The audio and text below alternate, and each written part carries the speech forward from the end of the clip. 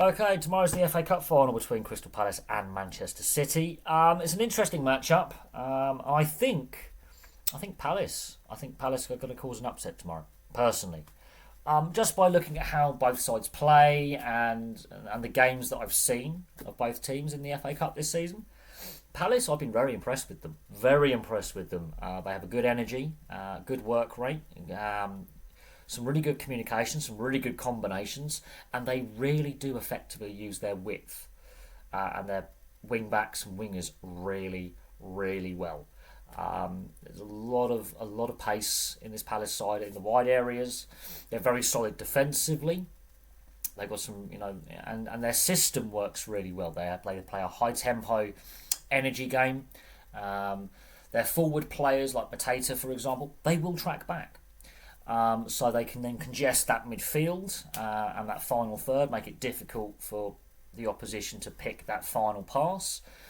And that semi-final against Villa, Villa have played 10 more games. They have played 10 more games than Palace, and it showed. Man City, I think, have played a similar amount of more games this season than Palace, and they struggled to break down Southampton at the weekend. And yeah, Guardiola was complaining, oh, Southampton just chose not to play football. Well, they were playing a certain style, which was defend, rearguard action, and frustrate. There's nothing in the rules to say you can't just defend for 90 minutes and try and get that one lucky counter attack or that one lucky free kick. Many teams have done that against Barcelona in the past, Spain, Bayern Munich when Guardiola was there, and Man City. They've set up to frustrate, annoy, unsettle, and then they try and nick a cheeky goal. Remember when Wigan beat them in the FA Cup 1-0 with Will Grigg's goal. Again, because they frustrated, they defended, they worked hard as a unit, and then a sloppy play between John Stones and Carl Walker led to the only goal of the game. Will Griggs on fire, the world, obviously, some balance was restored, and a pie company in Wigan made a lot of pasties out of it, and pies, because Will Grigg was on fire. So we've seen this before with Man City where they have come out unstuck, where they've been heavily favoured. It's like last year in the final against Manchester United. Manchester United that season were dreadful like they were this season. But they won the game because they had work rate, energy, and they frustrated Manchester City. They did not allow Manchester City to settle into a style of play and to settle into their game. Crystal Palace, this matchup suits them.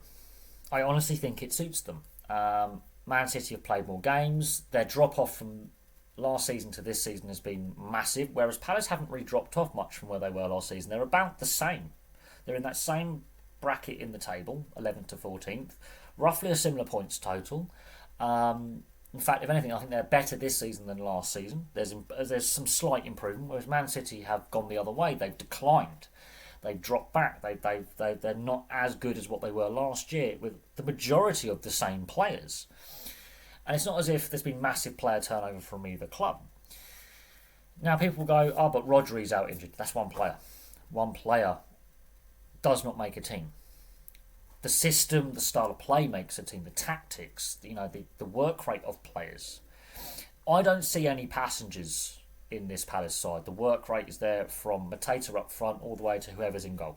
There is the same work rate and teamwork and effort and energy put in. They all buy into the system. They easily swept aside Aston Villa. Should have won by a lot more than what they did in the semi-final. And I do think though those extra games that the Man City players have had to play, the knock to their confidence this season with how their season's gone, with lengthy losing streaks and poor form, and basically the middle of their season just fell apart. The fact they've not won a trophy this season, they're well off the pace when it came to the league title. They didn't win the League Cup, which is one of the trophies that Man City regularly win. They didn't win that. They didn't even make the final in the League Cup. Haven't made the final of the Champions League. Didn't even make the semi-finals of the Champions League. They say they fell earlier in the Champions League, and there's a lot of expectation that they would retain their league title, push for another League Cup, potentially win 4 trophies this season. They could end the season with none. I think the pressure is all on Man City for this game as well, because of what they've done over the last decade. There's a lot more pressure and expectation on Manchester City. Palace, well, there is some expectation, and the fan base obviously third time lucky. This is their third FA Cup final and their third FA Cup final against a club from Manchester, previous two against Manchester United. There is some expectation. There's obviously some pressure on these players. A lot of these players haven't played at Wembley before until the semi-final. But now they've had the semi-final out the way. They know what a Wembley experience and a sellout Wembley is all about. They dealt with the atmosphere really well. They dealt with the opposition really well. The playing conditions. It's going to be a warm day. Wembley tends to hold the heat in. It's a big bowl of a stadium. It's going to be warm. It's going to be dry. And that may suit Palace's style of play. Quick-paced attacks. Just get the ball up the other end of the field as quickly as possible, be it through the wingers running and the wing-backs running in the wide areas. Long balls. Sharp, aggressive passing. But it's all done with pace and energy. Whereas Man City are more slow, methodical, pass it, and just try and control possession with a methodical, slower build-up that slowly builds in intensity. That's not the right weather conditions for it tomorrow.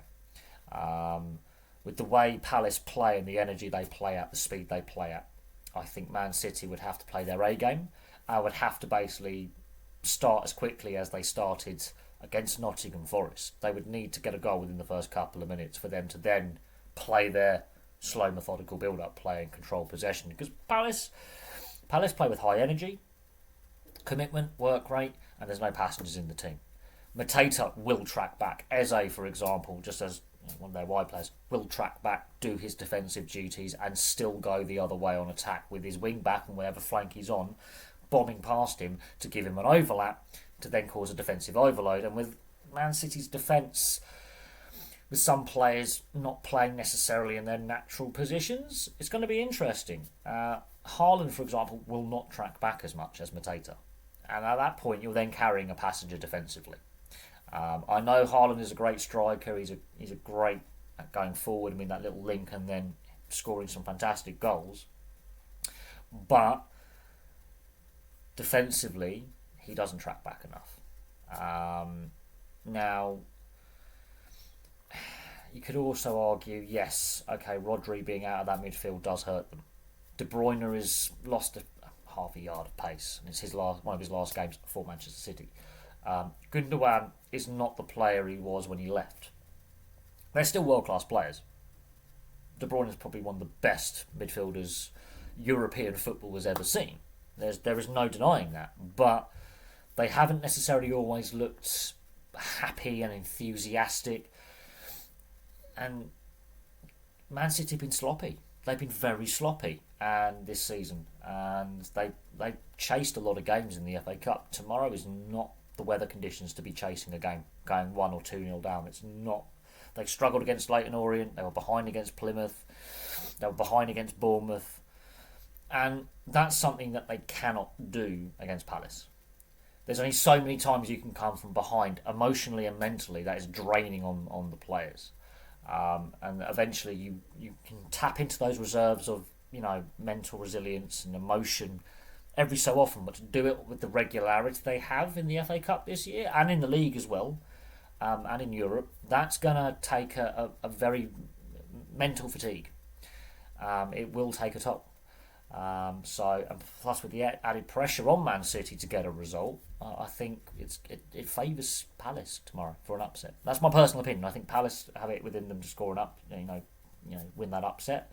But at the same time, Man City have more experience in a final, whereas only a handful of these Palace players were in the last FA Cup final they played against Manchester United. So the experience goes with City, but the style of play I think goes with Palace, just with how the teams have been playing recently. Yes, Man City's performances have improved, but they're still not at the level they would want to be at, and their decline from last season to this season has been massive, whereas Palace have slowly improved. They're a little bit better, and there hasn't been a massive changeover of squads either, so there's a lot of confidence, I think, with Palace over Manchester City, I think, as well. The confidence aspect and the expectation aspect as well.